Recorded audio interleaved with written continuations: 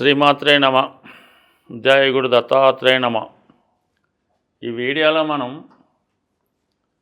ఉగాది తర్వాత మారుతున్నటువంటి కుజగ్రహం అంటే మనకి సుమారుగా ఏప్రిల్ 2వ తారీఖు నుంచి జూన్ 6వ తారీఖు మధ్యలో సుమారుగా 64 రోజుల పాటు ఈ కుజగ్రహం మనకి కర్కాటక రాశిలో సంచరించడం జరుగుతుంది. అంటే సాధారణంగా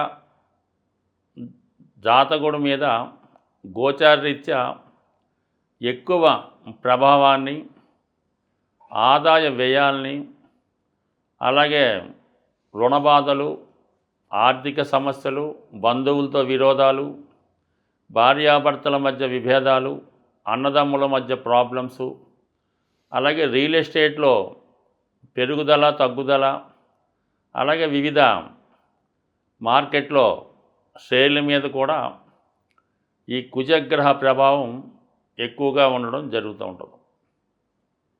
ప్రస్తుతం కుజుడు కర్కాటక రాశిలో ప్రవేశిస్తూ మరి మీనరాశిలో ఏర్పడినటువంటి ఈ 5 గ్రహాలతో కూడా కోణ దృష్టి కలిగి ఉండడం వల్ల చాలా వరకు ఈ గ్రహాల మధ్య అనుకూలమైనటువంటి స్థితి ఏర్పడుతుంది.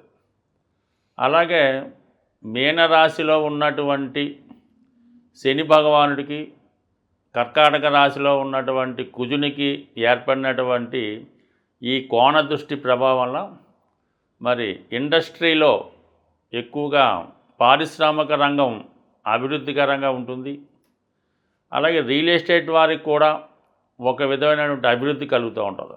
దానికి అదనంగా ఈ కుజుడు వృషభ రాశిలో ఉన్నటువంటి గురువుతో అర్ధకోణ దృష్టి కలగడం, అదే శుక్రుడితో కోణ దృష్టి కలిగి ఉండడం, ఇవన్నీ కూడా ఈ రాబోయే ఉగాది తర్వాత ఏప్రిల్ 3వ తారీఖు నుంచి జూన్ 6వ మధ్యలో ఈ సుమారుగా ఈ 64 రోజుల్లో ఎక్కువగా గృహ పరిశ్రమలు, ఇండస్ట్రీసు, రియల్ ఎస్టేట్ రంగం చాలా అనుకూలంగా ఉంటుంది.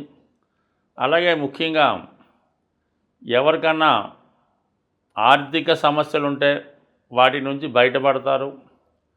వివాహ ప్రయత్నాలు కూడా చాలా వరకు కుజుడే కారణమవుతుంటాడు కాబట్టి ముఖ్యంగా వివిధ రాశుల మీద ఈ కుజుడి యొక్క కర్కాటక రాశిలో ఉన్నటువంటి స్థితి అంటే ఒక విధంగా కుజుడికి అది నీచ స్థితి అయినప్పటికీ కూడా సాధారణంగా మరి కుజుడు ఈ స్థితిలో ఉన్నప్పుడే ఎక్కువగా మంచి ఫలితం ఇవ్వడం జరుగుతుంది. అంటే కుజుడు సహజ రాశి చక్రంలో 4వ రాశిలో నీచ ఉండడం అంటే గృహంలో ఉన్నప్పుడు ప్రశాంతంగా రెస్ట్ తీసుకుంటూ ఉంటాడు.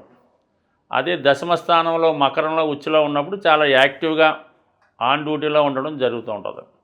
ఏదైనా భూమికి సంబంధించినటువంటి పనులు, వివాహానికి సంబంధించిన పనులు జరగాలంటే కుజుడు ప్రశాంతంగా ఉన్నప్పుడే మనకు అనుకూలమైన ఫలితాలు ఇవ్వడం జరుగుతూ ఉంటుంది. మరి ఈ కుజగ్రహ స్థితి 64 రోజులు మరి ఏ రాశి వారికి ఏ విధంగా ఉంటుంది అన్న విషయాన్ని మనం ఈ వీడియోలో పరిశీలించే ప్రయత్నం చేద్దాం. వృశ్చిక రాశి వారికి కుజుడు యొక్క కర్కాటక రాశి సంచారం సుమారు 64 రోజుల్లో వృశ్చిక రాశి వారికి జరగబోయే లాభ నష్టాల కోసం పరిశీలించినప్పుడు కుజుడు రాష్ట్రాధిపతిగా భాగ్యస్థాన సంచారం అన్నది ఒక విధంగా ఈ రాశి వారికి పుణ్య కార్యక్రమాలు, జరిగిపోయినటువంటి తప్పులు సరిదిద్దుకోవడం, ఇటువంటి విషయాల్లో ఎక్కువ ఆసక్తి కలుగుతూ ఉంటుంది. ముఖ్యంగా ఇది విద్యార్థులకు కానీ నిరుద్యోగులకు కానీ ఏదైనా ఒక దూర ప్రాంతంలో ఉన్నత విద్య కానీ ఏదైనా ఉపాధి అవకాశాల కొరకు ఈ గ్రహస్థితి వీళ్ళకి అనుకూలిస్తుంది. ముఖ్యంగా ఏంటంటే 9లో ఉన్నటువంటి కుజుడు 12వ స్థానాన్ని వీక్షిస్తాడు. అంటే కుజుడు 12వ స్థానాన్ని వీక్షించినప్పుడు భూములు, స్థిరాస్తులు, అలాగే రుణాలు తీర్చడానికి, వైద్యపరమైన ఖర్చులకి ఎక్కువగా ధన వ్యయం జరుగుతూ ఉంటుంది. సో అలాగే ఈ కుజుడు చతుర్థ భావాన్ని కూడా అష్టమ దృష్టితో వీక్షించడం వల్ల కంపల్సరీగా జాతకుడు అంటే సుమారుగా ఏప్రిల్ 2వ తారీఖు నుంచి జూన్ 6వ తారీఖు మధ్యలో ఏదైనా స్థిరాస్తి కొనడానికి చాలా అనుకూలంగా ఉండడం జరిగింది. సో ఇప్పుడు మనం ఏం చేయాలంటే, మీరు ఏదైనా ఒక ఆల్రెడీ నిర్మించిన గృహాన్ని కానీ లేదంటే కొత్త గృహాన్ని కానీ కొనుక్కోవడానికి తగిన ప్రయత్నాలు చేసుకుంటే దానికి కావాల్సినటువంటి ఆర్థిక సహకారం ధనాధిపతి ఇవ్వడం జరుగుతుంది. అంటే ధనాధిపతిగా ఉన్నటువంటి గురువు సప్తమ స్థానంలో వృషభ రాశిలో ఉంటూ కర్కాటక రాశి అందున్నటువంటి కుజుడి పైన అర్ధకోణ దృష్టి ఏర్పడడం జరిగింది. సో దీని ప్రభావం వల్ల ఏంటంటే, మీకు కుజుడు ద్వారా ఏర్పడినటువంటి ఎటువంటి ఖర్చులకైనా మరి గురువు అందించడం జరుగుద్ది. అది మీ వ్యక్తిగత సేవింగ్స్ వల్ల అవ్వచ్చు, మీ కుటుంబ సభ్యుల సహకారం వల్ల అవ్వచ్చు, మీ సంతానం యొక్క సహకారం కూడా కావచ్చు, లేదంటే మీ యొక్క పూర్వపుణ్యం వల్ల. మొత్తం మీద ఏదైనా గృహ నిర్మాణానికి లేదంటే వేరే ప్రాంతంలో మారి వేరే ప్రాంతంలో మారి అక్కడ మీరు ఏదైనా ఒక స్థిర నివాసం ఏర్పరచుకోవడానికి చాలా వరకు ఇది సహకరించడం జరుగుతుంది. అంటే ఇంకా డెప్త్గా మనం ఆలోచిస్తే మన వృశ్చిక రాశి జలతత్వ రాశి, అలాగే మీనంలో ఉన్నటువంటి 5 గ్రహాలు, అలాగే కర్కాటకంలో ఉన్నటువంటి కుజుడు, ఈ 6 గ్రహాలు కూడా ఈ జలతత్వ రాశిలో ఉండడం వల్ల రాశి యందు ఉంటే ఎటువంటి ఫలితం ఇస్తాయో అటువంటి ఫలితాన్ని ఈ గ్రహాలు ఇవ్వడం జరుగుతుంది. ముఖ్యంగా కుజుడు ఈ ప్రభావం వల్ల ఏంటంటే, ఈ భాగ్య ప్రభావం వల్ల జాతకుడు చాలా ఉత్సాహంగా గతంలో కన్నా సమర్థవంతంగా పనిచేయడం జరుగుతూ ఉంటుంది.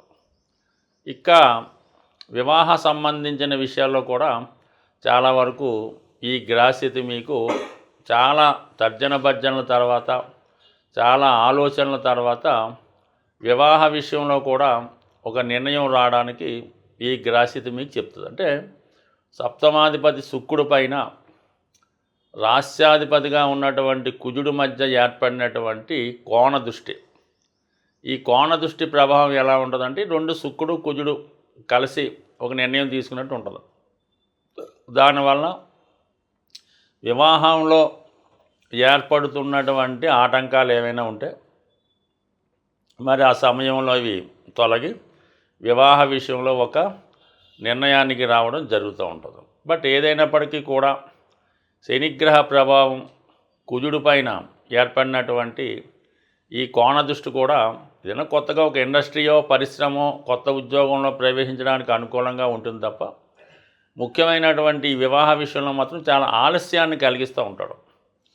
సో ఈ శని భగవానుడు ఎప్పుడు కూడా కర్తవ్యానికి, ఈ వృత్తికి, బాధ్యతలకి సహకరిస్తాడు తప్ప ఈ వివాహ విషయంలో పెద్దగా ఆసక్తి చూపించడానికి ఇష్టపడు. దాంతో అందుకే శని కుజులు ఏ రాశిలో ఎవరి జన్మజాతకంలో కలిసి ఉన్న శని కుజులు వివాహ విషయంలో చాలా ఆలస్యం అవడం, వివాహం పట్ల ఆసక్తి లేకపోవడం, వివాహం జరిగినా కూడా సరైనటువంటి అన్యోన్యత, దాంపత్య సుఖం లేకపోవడం జరుగుతూ ఉంటుంది. మరి ఈ కారణం వల్ల మరి జాతకులు మిగతా గ్రహాలు అనుకూలంగా ఉంది కాబట్టి ఏదో విధంగా వివాహ ప్రయత్నాలు చేస్తే అటు వివాహ ప్రయత్నాలు, ఉద్యోగ ప్రయత్నాలు, ఒక ఇంటివాడు అవ్వడానికి అంటే సొంత ఇల్లు కట్టుకొని తర్వాత పెళ్లి చేసుకోవడానికి కూడా ఈ గ్రహస్థితి చాలా వరకు అనుకూలంగా ఉంది.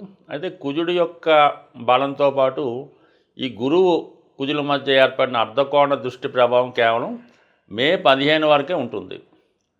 జూన్ 6 వరకు కుజుడు ఉంటాడు. అందుకని మే 15 లోపు ఈ పెళ్లి విషయంలో ఒక నిర్ణయం తీసుకుంటే చాలా వరకు అది సక్సెస్ అయ్యే అవకాశం ఉంది.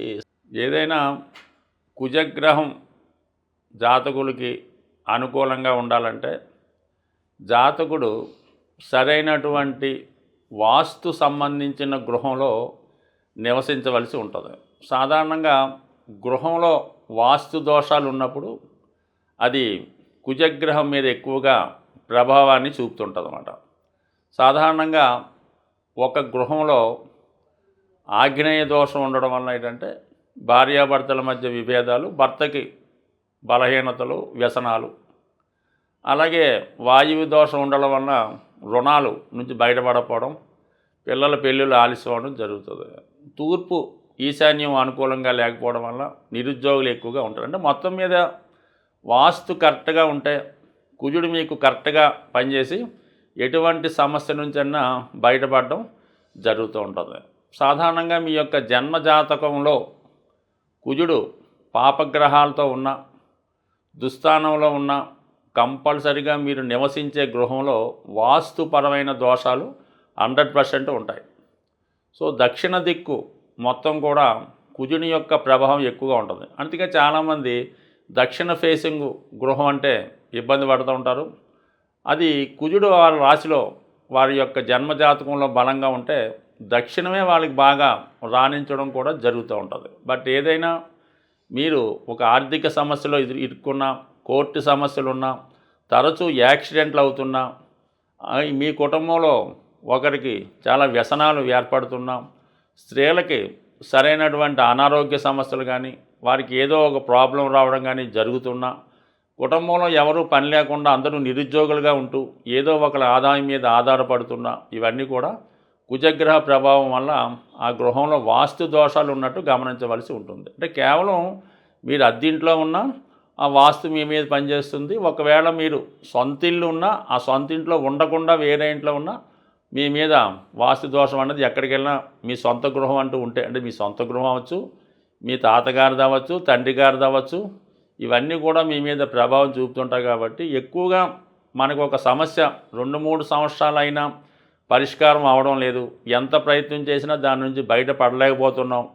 గ్రహాలు మారినా, దశలు మారినా అదే సమస్య ఉందంటే కంపల్సరిగా మీరు నివసిస్తున్నటువంటి గృహంలో వాస్తు దోషం ఉన్నట్టుగా భావించి దాన్ని ఏదో విధంగా సరి చేసుకుంటూ కుజగ్రహ అనుగ్రహం కోసం సుబ్రహ్మణ్య స్వామి ఆరాధన, అలాగే హనుమాన్ ఆరాధన కంపల్సరిగా ప్రతి మంగళవారం మీ ఇష్టదైవాన్ని ఆరాధించడం వల్ల, మంగళవారం నియమంగా ఉండడం వల్ల టెంపరీగా మీ ఉన్నటువంటి వాస్తు దోషాలు పరిహారం అవుతాయి. అలాగే ఈ రుణ సమస్యలు, భార్యాభర్తల మధ్య విభేదాలు, నిరుద్యోగ సమస్యలు కూడా చాలా వరకు ఈ సుబ్రహ్మణ్య స్వామిని కానీ, హనుమాన్ కానీ ఆరాధించడం వల్ల పరిహారం అవుతాయి. బట్ ఏదైనా శాశ్వత పరిహారం మాత్రం కంపల్సరీగా ఒక 2-3 సంవత్సరాలుగా ఒకే సమస్య మిమ్మల్ని వేధిస్తుంటే మీ గృహాన్ని కూడా సరి చేసుకుంటే కేవలం మీరు త్వరలోనే ఆ సమస్యలు సాల్వ్ అవడం అనుభవరీత్యా కనబడుతుంది. స్వస్తి.